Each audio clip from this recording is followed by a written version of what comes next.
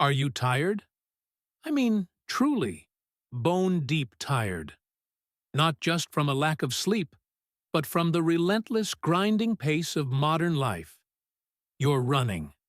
We're all running. Running on a treadmill from the moment our alarm clock screams us into consciousness. You're juggling a demanding job, maybe a side hustle you're trying to get off the ground, family obligations, trying to squeeze in a workout, maybe even attempting to read a book or learn a new skill. You're constantly in motion. Your calendar is a battlefield of notifications, your mind a browser with 1,000 tabs open. Yet, at the end of the day, when you finally collapse onto the couch, a nagging feeling creeps in. For all that running, you haven't actually gone anywhere. You're stuck in the same place, looking at the same scenery, dreaming of a destination that never seems to get any closer. You feel the immense, crushing weight of your own untapped potential. You know you're capable of more. More focus, more progress, more fulfillment. So what's the missing piece? What's the secret ingredient that separates the people who translate their ambition into reality from those who are just busy?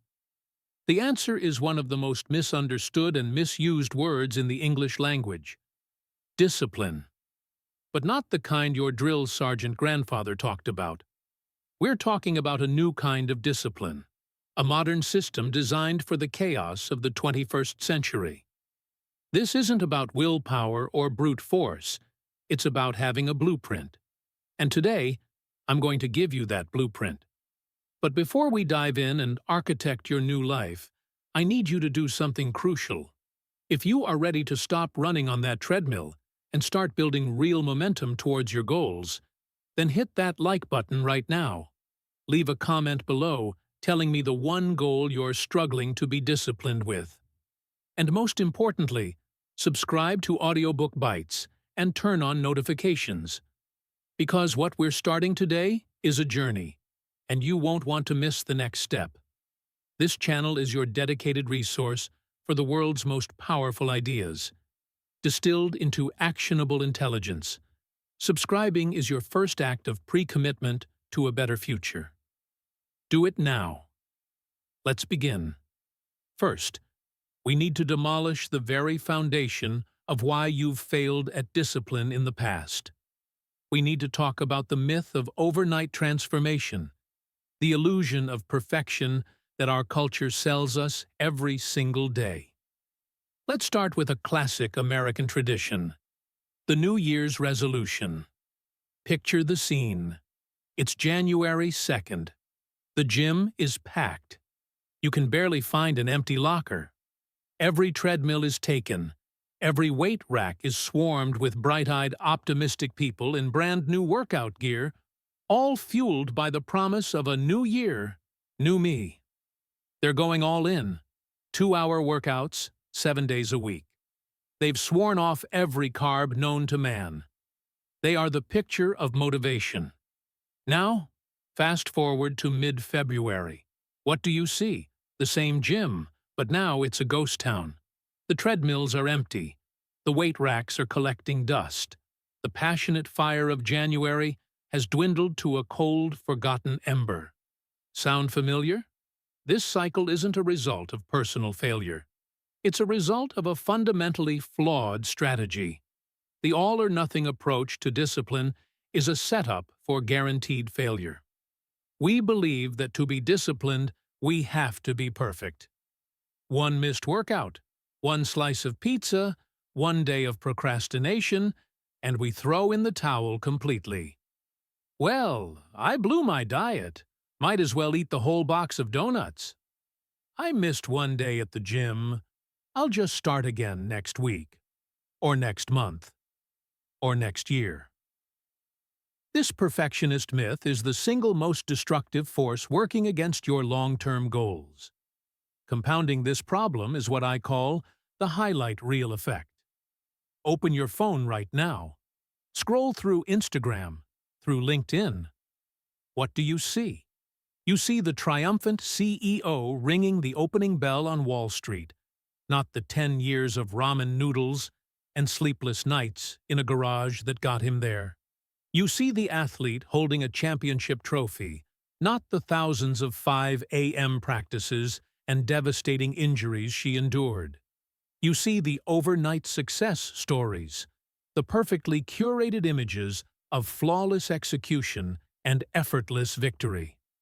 Our entire digital world is a highlight reel of everyone else's successes, and we're constantly comparing it to the behind-the-scenes blooper reel of our own lives.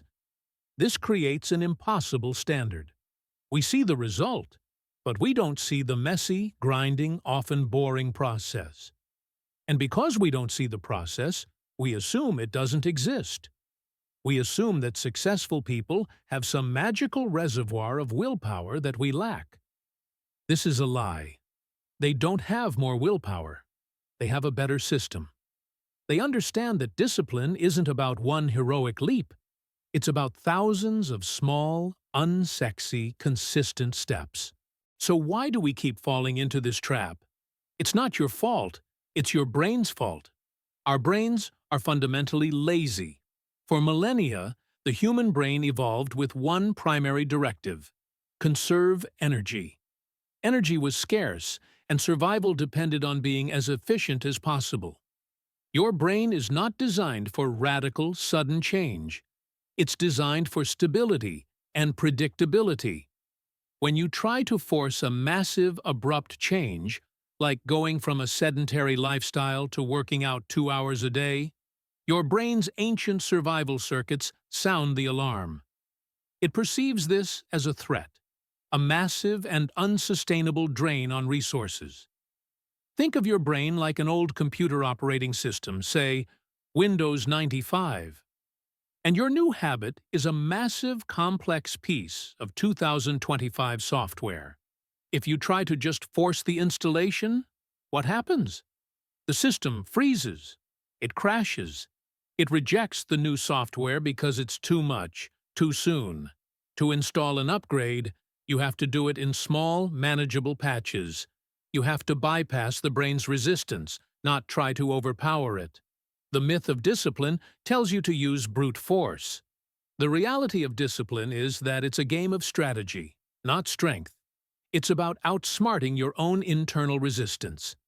So, let's throw out the idea of perfection. Let's log off the highlight reels.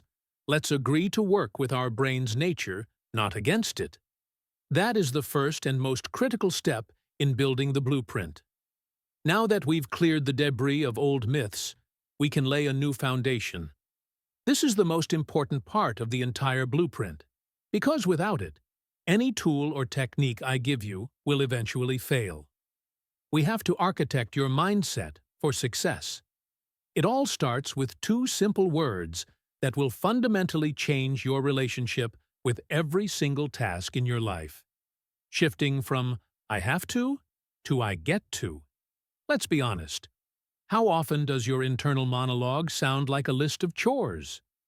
Ugh, I have to wake up early for that meeting. I have to finish this project proposal. I have to make those sales calls. I have to go to the gym. Each have-to statement frames the task as a burden, an obligation being forced upon you. It positions you as a victim of your circumstances. It drains you of power and energy before you even begin. Now, let's perform a simple linguistic sleight of hand. Let's change have to get to. I get to wake up early for that meeting, where I can showcase my ideas to leadership. I get to finish this project proposal and shape the future of this company. I get to make these sales calls to build my network and increase my income. I get to go to the gym to build a strong, healthy body that will carry me through life. Do you feel that shift? It's subtle, but it's seismic. Have to is a prison. Get to is a privilege. It's a reframing of your reality from one of obligation to one of opportunity. You are no longer being dragged to your tasks. You are choosing to engage with them as a powerful vehicle for your own advancement. This isn't just fluffy positive thinking. It's a psychological hack that reclaims your agency. The tasks don't change, but your relationship to them does, and that changes everything. This mindset shift only works, however, if the tasks are actually connected to something you genuinely care about. This brings us to the second pillar of your foundation, aligning your habits with your why. This is your North Star. In the chaos of daily life, it's incredibly easy to get lost in the weeds, pursuing goals that society, your parents, or your boss told you were important. But discipline that isn't tethered to a deep intrinsic value is brittle. It will snap at the first sign of pressure. You need to ask yourself some hard questions. Why do you want to be more disciplined? What is the ultimate goal? Is it financial freedom? Okay, but what does that mean to you? Does it mean the freedom to quit a job you hate and start your own business? Does it mean the ability to travel the world? Does it mean providing a stable, worry-free life for your family? Get specific. Is it about being healthy? Why? Is it so you have the energy to play with your kids? Is it so you can be an active, vibrant participant in your own life well into your 80s? Your why has to be so compelling, so visceral, that it pulls you through the moments when your motivation inevitably wanes.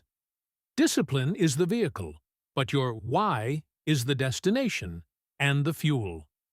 When you're tempted to hit the snooze button, it's not the thought of going to the gym that will get you out of bed. It's the vivid image of having the energy to chase your grandkids around a park 30 years from now. Connect your daily actions to your ultimate purpose. Write it down. Put it somewhere you can see it every single day. Your why is the anchor that will hold you steady in the storm of distraction and doubt. With your mindset reframed and your why identified, we can install the final piece of the foundation, the pre-commitment strategy. This is about winning the game before it even starts. The common belief is that discipline is about making good choices in the heat of the moment, when you're faced with temptation. This is a losing battle. Willpower is a finite resource. It's like a muscle that gets fatigued with overuse. Every decision you make throughout the day, from what to wear to what to eat for lunch, depletes your willpower. By the end of a long, stressful day, your willpower muscle is exhausted. That's why it's so easy to order a pizza after work instead of cooking a healthy meal. You haven't lost your discipline. You've just run out of decision-making fuel. The pre-commitment strategy is an end run around this problem. It involves making decisions for your future self ahead of time, when your mind is clear and your willpower is strong. Think like an NFL coach. He doesn't just show up on Sunday and hope for the best. He spends the entire week creating a detailed playbook, scripting the first 15 plays of the game. He is making decisions for the team long before they are under the pressure of the screaming crowd and the ticking clock. You need to be the coach of your own life. Want to work out in the morning? Don't leave it to your groggy 6 a.m. self to decide. Lay out your gym clothes, your shoes, your water bottle, and your keys the night before. Your future self now has a ridiculously easy path to follow. Want to eat healthier? Spend 2 hours on Sunday prepping your meals for the entire week. Your tired, post-work self is now saved from the "what's for dinner?" decision fatigue. Pre-commitment is about designing your environment and your schedule to make your desired actions the path of least resistance. It's about removing future obstacles in the present. It's the ultimate act of kindness to your future self, setting them up for inevitable success. All right, the foundation is set. Your mindset is solid. Now, it's time to build the structure. It's time to talk about the tools, the actual practical techniques that you will use day in and day out to construct a disciplined life. This is where the theory becomes action. And we're going to start with the single most powerful concept in habit formation, popularized by James Clear in his masterpiece, Atomic Habits.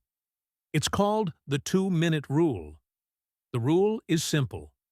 When you start a new habit, it should take less than 2 minutes to do. I know what you're thinking. 2 minutes? How can I possibly make progress in 2 minutes? This is where you need to unlearn everything you thought you knew about goal setting. The goal of the 2-minute rule is not to achieve a result. It's to master the art of showing up. Remember our brain's resistance to big changes? The 2-minute rule is the ultimate hack. It's so small, so laughably easy, that your brain doesn't even put up a fight. It's a stealth installation. Your goal isn't read a book every day. Your new habit is read 1 page. Your goal isn't become a writer. Your new habit is write 1 sentence. Your goal isn't run a marathon. Your new habit is put on my running shoes and step out the front door. That's it. Anyone can read 1 page. Anyone can write 1 sentence. Anyone can put on their shoes. The beauty of this is that it builds momentum. It automates the crucial first step. And often, once you've started, once you've read that 1 page, you'll feel like reading another. And another. But even if you don't, you still win. You've reinforced your identity as a reader. You've cast a vote for the new you. You've kept the streak alive. Success in discipline is not about the intensity of your actions. It's about the consistency. The 2-minute rule makes consistency practically effortless. Once you've mastered the art of showing up with the 2-minute rule, you can amplify its power with a technique called habit stacking. This is the efficiency hack for the modern world. Your life is already filled with dozens of established habits you perform every day without thinking. Waking up, brushing your teeth, making your morning coffee, commuting to work. These existing routines are deeply grooved neural pathways in your brain. Habit stacking involves attaching your new desired habit to one of these established ones. The formula is simple. After current habit, I will new habit. This leverages the momentum of your existing behavior to carry you into the new one. It takes the guesswork out of when and where you'll perform your habit. Let's build a powerful morning routine for a typical American professional using this method. After my alarm goes off, I will drink a full glass of water sitting on my nightstand. Hydration, check. After I drink my glass of water, I will do 10 push-ups. Fitness, check. After I do my push-ups, I will meditate for 1 minute. Mindfulness, check. After I meditate, I will open my journal and write down one thing I'm grateful for. Positivity, check. See how that works? Each habit flows seamlessly into the next, creating a cascade of positive actions. It's far more effective than just having a vague to-do list of meditate or exercise. You are integrating your new behaviors directly into the existing fabric of your life, making them feel less like a chore and more like a natural part of your day.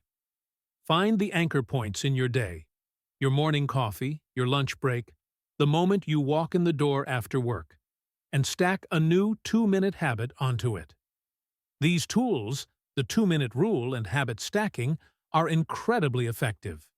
But to make them truly permanent, to make discipline a part of your core being, you have to embrace the final concept in this toolkit: identity-based habits. This is the shift from focusing on what you want to achieve to who you wish to become. Most people focus on outcome-based goals. I want to lose 20 pounds. I want to write a novel. The problem with this approach is that you're constantly fighting against your own self-image. You're a person who is trying to lose weight, which implies that your current state is your true identity. The identity-based approach flips this on its head. The goal is not to write a novel.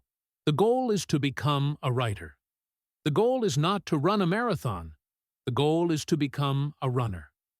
Every action you take is then a vote for this new identity. When you apply the 2-minute rule and write one sentence, you are not just writing a sentence. You are casting a vote that says, I am a writer. When you put on your running shoes and step outside, you are casting a vote that says, I am a runner. When you choose a salad over fries, you are casting a vote that says, I am a healthy person. Discipline becomes the act of reinforcing your desired identity. This shift is profound. It transforms discipline from a series of grueling tasks into a simple act of being who you want to be. It's no longer about chasing a distant outcome, it's about showing up and being that person, right here, right now. Ask yourself, who is the type of person that could achieve the goals I want? What does a financially free person do every day? What does a great leader do? What does a loving parent do? Start acting in alignment with that identity, one tiny 2-minute action at a time. The more votes you cast for that identity, the more you will start to believe it. And when your actions and your identity are in harmony, discipline is no longer a struggle. It's simply who you are. Now, even with the best foundation and the most effective tools, you will face obstacles. We live in a world that is actively hostile to discipline. It's a world of modern minefields designed to hijack your attention, drain your energy, and derail your progress. So, the fourth part of our blueprint is about learning to navigate these roadblocks. The first and most formidable enemy is the digital dopamine trap. Your smartphone, the social media apps on it, the streaming services, they are not neutral tools. They are products of a multi-trillion-dollar industry, the attention economy, and you are not the customer. You are the product. They have been meticulously engineered by thousands of the world's brightest minds to be as addictive as possible. The endless scroll, the variable rewards of notifications, the algorithm that knows exactly what you want to see next. It's a constant drip of cheap dopamine, a synthetic form of pleasure that leaves you feeling empty and drained. A full-on digital detox is often unrealistic for most people. We need these tools for work, for connection. So let's be practical. The solution is not radical amputation, but creating intentional boundaries. I suggest implementing a digital sunset. Just as the sun sets every evening, create a time when all screens go dark in your house. Make it a non-negotiable rule. 1 hour before your intended bedtime, all phones, tablets, laptops, and TVs are turned off. This one simple habit does 2 incredible things. First, it protects your sleep. The blue light from screens suppresses melatonin, the hormone that tells your body it's time to rest. Second, it creates a void, and in that void, your new positive habits can flourish. That empty hour is now the perfect time to read a book, journal, meditate, or connect with your family. You are consciously choosing deep, meaningful activities over shallow, addictive distraction. You are reclaiming your most valuable asset, your time and attention. The next modern minefield is decision fatigue. We already touched on this, but it's worth a deeper dive because it's so pervasive. The average American makes an estimated 35,000 remotely conscious decisions each day. From the trivial, which socks to wear, to the complex, how to handle a crisis at work. Each choice chips away at your mental energy. This is why you're more likely to make poor food choices or get into an argument with your partner at the end of the day. Your brain's executive function is simply exhausted. To combat this, you need to follow the lead of some of the most effective people in modern history. I'm talking about the CEO uniform. Think of Steve Jobs in his black turtleneck and jeans, or Mark Zuckerberg with his gray t-shirt. They didn't wear the same thing every day, because they lacked style. They did it because they understood that every trivial decision they eliminated freed up precious mental bandwidth for the decisions that actually mattered. They automated the non-essential to optimize for the essential. You need to apply this principle to your own life. Automate everything you can. Plan your meals for the week. Lay out your clothes the night before. Create standardized morning and evening routines. Create checklists for recurring work tasks. Every decision you can put on autopilot is a victory.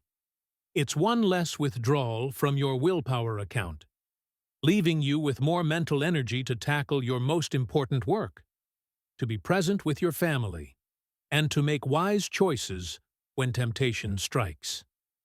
Simplicity is a superpower in a complex world. But no matter how well you navigate these minefields, there will be days when you trip. You will fail. You will miss a workout. You will eat the cake. You will procrastinate on a project. This is not a possibility. It is a statistical certainty. And in that moment of failure, you have a choice. You can fall into the old trap of perfectionism and self-loathing, or you can adopt the mantra of Silicon Valley: fail forward. In the world of tech startups, failure isn't just tolerated, it's often seen as a badge of honor. It's data. It's a learning experience. A failed product isn't a catastrophe. It's a pivot point. A failed experiment provides the crucial information needed for the next, more successful iteration. You must treat your own journey with discipline with the same mindset. When you miss a habit, don't beat yourself up. Get curious. Become a scientist of your own behavior. Ask yourself, why did I miss that workout today? Was it because you scheduled it at a time when your energy was low? Was it because a work meeting ran late? Was it because you didn't have your gym clothes ready? Every failure contains a lesson. That missed workout just taught you that scheduling exercise at 5 p.m. on a Friday is a bad idea. Great. Now you have the data to create a better system next week. The golden rule is simple. Never miss twice. Missing once is an accident. Missing twice is the beginning of a new, negative habit. So if you miss a day, make it your absolute, #1 priority to get back on track the very next day, no matter how small the action. This resilience, this ability to bounce back quickly and learn from your mistakes, is the true hallmark of long-term discipline. It's not about being perfect. It's about being relentless in your comeback. This brings us to the final and most personal part of our blueprint. You have the foundation. You have the tools. You know how to navigate the roadblocks. Now, it's time to assemble all these pieces into a system that is uniquely, powerfully yours. This is your personalized discipline playbook. It starts with how you track your progress. Forget the basic checkbox habit trackers. They only tell you if you did something or not. They don't tell you why. We need to upgrade to what I call a growth tracker. This is more like a journal. Yes, you can mark whether you completed your habit, but the more important part is a small section for notes. At the end of each day, take 60 seconds to reflect. On a good day, ask, what went right today? Why was this easy? Maybe you realize that working out in the morning gives you a huge energy boost. That's valuable data. On a bad day, ask, what got in the way? What can I adjust for tomorrow? Maybe you realize you skipped your read one page habit because you left your book in the living room and went straight to the bedroom. The lesson: keep the book on your nightstand. This isn't a guilt tracker designed to make you feel bad. It's a data-driven tool for insight and iteration. You are being the analyst of your own life, making small, intelligent adjustments based on real-world feedback. This transforms the journey from a pass-fail test into a fascinating process of self-discovery and optimization, an approach that resonates deeply with the problem-solving spirit of our age. Next, You must tailor your playbook to your own unique biology. Our culture, especially American hustle culture, worships the 5 a.m. club. We're bombarded with the idea that the only way to be successful is to wake up before the sun. For some people, the early birds, this is fantastic advice. They are most alert and productive in the morning hours. But for a significant portion of the population, the night owls, this is a recipe for misery and burnout. Their brains are biologically wired to be most productive later in the day and into the evening. Forcing a night owl into a 5 a.m. routine is like trying to run software on incompatible hardware. It will be slow, buggy, and prone to crashing. True discipline is not about forcing yourself into a one-size-fits-all mold. It's about self-awareness. It's about understanding your natural energy cycles, your chronotype, and building your system around them. If you do your best creative work at 10 p.m., then schedule your most important creative task for 10 p.m. Don't fight your own nature. Leverage it. The most effective discipline system is the one that aligns with who you are, not the one that tries to turn you into someone you're not. Give yourself permission to build a schedule that works for your brain and your body. That is the essence of personalized, sustainable discipline. Finally, we zoom out. The playbook isn't just about getting more done this week or this month. It's about the long game. It's about building a legacy. All these small, seemingly insignificant habits, reading one page, saving a few extra dollars, making one more sales call, choosing the healthy meal, they are the building blocks of a remarkable life. They are the compound interest of self-improvement. On any given day, they don't look like much, but over years and over decades, their cumulative effect is staggering. That one page a day becomes a library of wisdom. Those few extra dollars become financial independence, perhaps even generational wealth. That single sales call becomes a thriving business. That healthy meal becomes a long, vibrant life. Discipline, in its truest sense, is not about restriction. It's about liberation. It's the tool that allows you to consciously and deliberately construct your future self. It's the bridge between the person you are today and the person you are capable of becoming. It's how you move from running on the treadmill to building your own empire, whatever that empire may be. This blueprint is your starting point. It's a guide to architecting a life of purpose, progress, and profound potential. So my final question to you is this. What is the one 2-minute habit you will start today? What is the first brick you will lay in the foundation of your new life? The blueprint is in your hands. Now, go and build.